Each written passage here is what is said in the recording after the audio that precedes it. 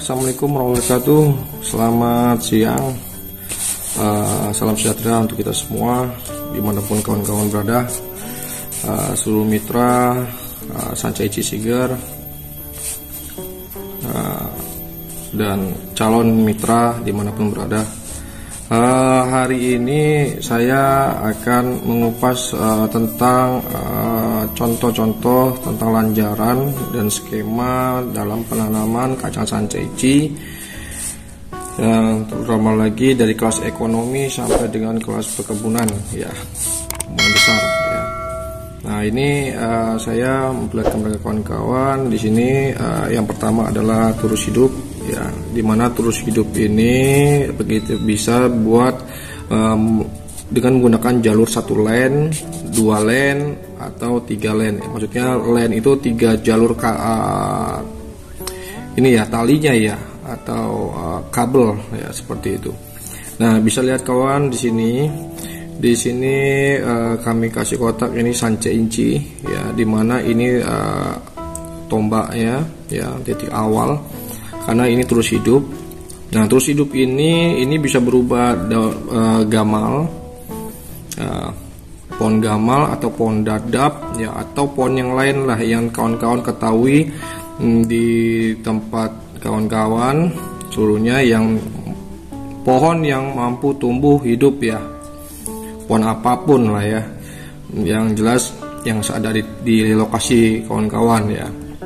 Nah, terlebih lagi, ya kan, pastinya kita akan pemangkasan. Nah, ini pemangkasan, kita pangkas, ya, tidak ada lagi cuma hanya batangnya saja, seperti itu, ya kan. Nah, dari titik ini tanam sancaici itu jaraknya kurang lebih 3 meter atau 2 meter atau 1,5 meter. Nah, ini tergantung, ya, tergantung dari pohon hidup yang ada di lokasi kawan-kawan. Nah, setelah itu dia merambat, dan tinggi pohon hidup ini, ya, itu kisaran 2 meter, ya. Sehingga kita tarik dari sini kabel, kita menggunakan kabel FO atau kabel optik, ya, seperti itu, dan kita libatkan terus panjang ke sebelahnya, batang hidup satunya lagi, ya, kurang lebih kita nggak bisa ngukur, ya, pasti tanaman tuh ada yang 4, ada yang 3, ada 3,5, seperti itu. Dan itu tidak jadi masalah kawan-kawan, yang jelas kabelnya dibentangkan saja, ya, 1 line, yang bagi yang ingin 1 line saja, seperti itu. Dan kita libatkan kepada batangnya seperti itu. Dan jarak antara pohon dengan pohon usahakan ini dibagi 2, lalu ditanam bibit kacang sancaici. Nah, dari tiang atas ini dijulurkan aja kabelnya ke bawah, seperti itu. Kita kasih kayu supaya dia lurus aja untuk rambatannya, sehingga dia naik ke atas, ya, seperti itu. Nah, jika kawan-kawan ingin buat 2 line itu tidak masalah, nanti sehingga dia bisa, kan ada tunasnya berikutnya, nanti dia ke sini, seperti itu. Ya, terus, nah, jarak kalau misalnya kita 2 line, ya, 2 line itu jaraknya ini kita perkirakan 50 cm, seperti itu, ya. Nah, membuat 3 line boleh, tapi kalau kata saya sarankan hanya 2 line aja, takutnya terlalu pendek, ini ketemu dengan tanah, seperti itu. Dan nah, terusnya seperti ini. Nah, ini kabel optik, ya, kabel optik atau kabel FO, bisa kawan-kawan cari, ya, di toko-toko online, seperti itu. Dan kenapa jarak yang untuk terus hidup itu harus tengah-tengah? Kenapa nggak tidak di sini, ya, kawan-kawan? Nah, ini harus perhatikan kenapa tidak di sini. Pada saat nanti pemberian kohe, kita bisa kohe di sini, ya, kohenya di sini, otomatis yang subur adalah tanaman hidupnya, sehingga nutrisinya bakal hilang. Bukan hilang, akan diambil oleh pohon tersebut, pohon hidup ini, ya kan? Apalagi terutama tanaman hidup yang rakus akan unsur hara. Nah, akhirnya kacang sancaici-nya bila terlalu di sini nanti berpengaruh pada buah atau bunganya, seperti itu. Dan kalau misalkan taruh di sini, ini lebih efektif ya kawan-kawan. Misalkan kohe ya, apapun ya, kohe ataupun kompos seperti itu. Nah, kita taruh di sekitar sini pohonnya kacang sancaici, maka yang akan tumbuh subur yang jelas kacang sancaici-nya. Nah, seperti itu ya. Itu kenapa kami sarankan dibuat seperti ini. Misalkan ini jarak 3 berarti 1,5, di sini 1,5-nya ya, seperti itu. Dan begitu juga misalkan dia 4 berarti bagi 2, berarti 2 meter seperti itu. Kalau misalnya 6 meter dibagi 3, tidak masalah seperti itu ya. Gunakan manfaat lahan seminim mungkin ya. Nah, ini cara yang ekonomis ya, lebih ekonomis lagi ya. Tinggal hanya kita memanfaatkan adalah membeli kabel optiknya saja ya, FO seperti itu ya. Tetapi kita harus sering memangkas batang hidup ini ya, sehingga jangan terlalu rindang, atau biar perlu pangkas terus lah ya, sehingga sampai dipenuhi oleh kacang sancaici seperti itu, sehingga dia tidak akan rimbun kembali seperti itu. Nah, oke, yang berikutnya adalah yang kedua, itu adalah dari turus hidup kita kembali ke turus beton.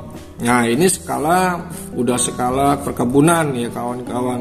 Kita ibaratkan ya, asumsikan ini adalah beton. Nah, kita ulas lagi ke sini. Kalau ini otomatis kita tidak menghitung adalah kelebihan bawahnya untuk penanjapan beton ya. Karena ini terus hidup, dia sudah menggunakan dengan akar tumbuhan itu sendiri. Nah, kalau sudah beton ini, otomatis kita ya seperti ini, karena ada 2 ya. Beton kita ini beton atau bambu. Kita asumsikan ini beton atau bambu. Jadi skema ini bisa untuk beton, untuk bambu juga. Nah, dan setelah itu ya, tetap ini kita kasih patok ya, karena ini untuk menahan bila mana ini terlalu rimbun, biar tidak miring atau roboh turus tersebut. Nah, tinggi 2 meter dari permukaan tanah ya, tinggi dari permukaan tanah itu 2 meter. Dan ini jarak T-nya itu ada yang menggunakan 1 meter, ada yang 80, ada yang 40. Nah, seperti itu. Dan jaraknya dari beton 1 dan beton 2 itu 3 meter, dan mereka menggunakan 3 line ya. Kalau 40 cm bisa dibuat untuk 2 line seperti itu ya, atau 1 line saja bisa, ataupun 3 line juga bisa seperti itu ya. Nah, ini beton sudah, kenapa ini tetap ini kita pasang, terus kita tarik ya, jarak ini terus untuk jaraknya kacang sancaici dengan beton ini kurang lebih sekitar 15 cm atau 20 cm ya, usahakan seperti, atau 30 cm ya, seperti itu. Dan ini turusnya ya sama sebetulnya dengan turus hidup, tingginya 2 meter seperti itu. Dan kalau beton ini atau bambu itu harus kedalaman untuk sisanya space untuk beton atau bambu itu harus 50 cm ke dalam tanah. Nah, ini seperti kita usulkan ini 50 cm ke dalam tanah ya. Karena apa? Biar mencengkram ya, sehingga ada kekuatan, tidak hanya mengandalkan patok ini saja. Jadi ini hanya patok untuk kekuatan yang memperkuat ya, seperti itu. Sebetulnya pada intinya adalah di poros di tiang pancangnya itu sendiri. Nah ini tadi ini 3 line ya. Ini terus beton ya atau bambu, itu kan sama saja. Dan ini kenapa ini kok dibuat T? Nah, ini kalau misalnya ini skala perkebunan mutlak dan tidak akan ditanami apapun di bawahnya seperti itu. Dan kalau ingin ditanami di bawahnya ya, tidak usah ada namanya T di atas ya kawan-kawan. Cukup 1 tunggal saja. Tetapi ini tetap kita pakai label FO ya, FO atau optik ya. optik, kita naikkan ke atas ya. Kita buat sini, tarik lagi satu lagi ke sini ya. Terus kita sampai ke titik akhir ya. Ujung pangkalnya juga sama kawan-kawan. Ini dikasih tombak ya seperti ini untuk penahan dari tiang pancang itu sendiri maupun bambu atau beton. Nah, terus di ini space-nya juga tetap ini 50 cm. Itu bagi kami 50 cm.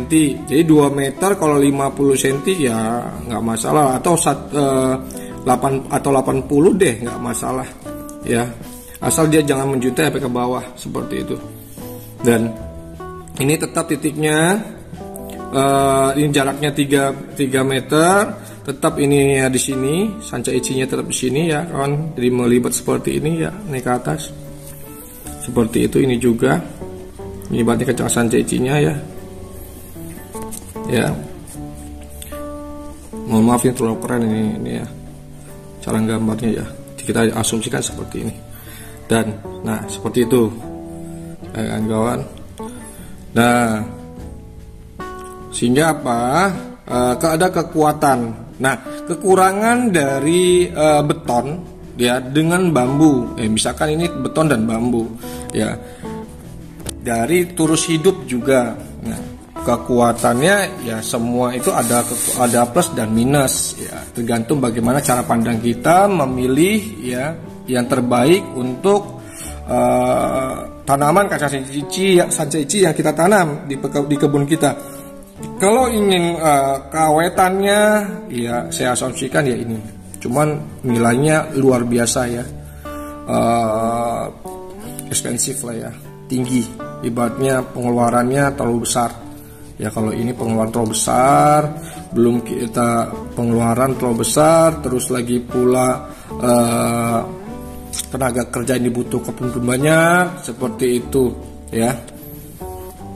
Nah kalau ini ya kita hanya memanfaatkan alam, kita hanya membeli kabel FO nya saja, seperti itu ya. Cuman kita kan tidak tahu sampai kapan bertahannya pohon ini bakal hidup. Nah seperti itu kita nggak tahu ya, batang pohon apapun. Nah kecuali di luar dari dadap atau pohon gamal ya, karena dia pohon hidup soalnya di alam ya, kondisi apapun dia hidup. Nah kalau pohon-pohon yang lain saya belum tahu. Kalau misalkan dia terkena penyakit mati, nah itu resikonya, ada resikonya juga. Jadi tidak ada yang menggunakan tidak resiko. Yang jelas semua apapun itu ada resikonya seperti kawan-kawan. Dan ini turus beton ya. Beton kawan-kawan bisa lihat sendiri, beton ini yang tadi yang saya utarakan ya ekspensif, mahal sekali ya. Kalau ini terus hidup dan kita hanya menggunakan FO, itu saja kabel FO. Dan ininya bisa tali majun deh untuk naiknya, ini tali majun boleh, tapi ininya FO ya. Karena sifatnya tali majun itu kan murah tuh. Ya kan, itu sifatnya untuk merambatkan aja naik ke atas, walaupun dia bertahan tali majun itu sampai 4 tahun lah, kisaran seperti itu, 4 sampai 5 tahun. Nah itu hanya untuk tali rambatan ya. Nanti setelah mereka dia tumbuh besar batangnya dan akan kokoh ya kawan-kawan, dan dia cukup hanya menopang kepada kabel FO. Jadi sifatnya hanya menghantarkan batang dari kacang sanca ici ke atas permukaan tersebut ya, kabel tersebut ya. Terus nah, kekurangan ini ada lagi dari turus yang menggunakan turus bambu ya. Bambu yang mau di T seperti ini, bambu tunggal seperti ini. Nah, ini ada plus dan minusnya kalau bambu. Bambu memang ekonomis kedua ya setelah di atas. Bambu memang mudah. Cuma nanti kesulitannya adalah bila mana dia sudah mulai gapuk atau lapuk ya. Kita menyulaminya dengan tumbuhnya kacang sanca ici yang luar biasa, sangat membebankan kita untuk menyulami. Nah, tergantung tekniknya penyulamannya seperti apa ya. Itu kawan-kawan, ada plus minusnya seperti itu. Dan bisa kawan-kawan lihat, tinggal ambil contoh dari skema ini, pilih yang mana ya, dari turus hidup 1 len bisa dibuat 1 len, 2 len, 3 len. Nah, terus hidup ini juga bisa dibuat kawan-kawan seperti ini. Ya. Serah menggunakan apa? Apakah rangka baja? Boleh. Ya, kanal rangka baja bisa. Langsung kita bor seperti itu ya, bor. Kita skrup ya, semuanya. Kita buat 3 len, 2 len bisa seperti itu. Ya. Nah, itu tadi harus kita perhatikan adalah tunas-tunas mudanya atau daun-daun yang akan tumbuh di pohon tersebut. Ya. Nah, tinggal beri contoh, tinggal kawan-kawan ambil mana yang bagus, terus hidup, terus hidup, apakah terus beton, ya, ataukah terus bambu. Nah, terus beton dengan 3 line, 2 line, atau dengan 1 turus saja seperti ini tidak dibuat T. Begitupun bambu. Nah, tinggal kawan-kawan bisa memilih, ya.